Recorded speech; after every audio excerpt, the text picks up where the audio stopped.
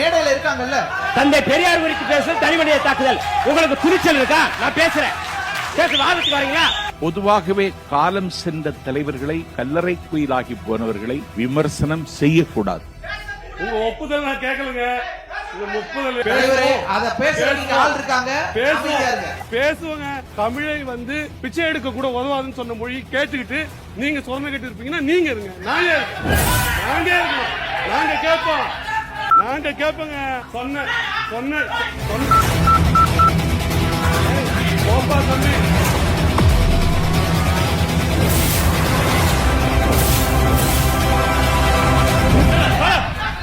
தவறு நீங்க பண்றது ரொம்ப தப்பு. தப்பு தம்பி.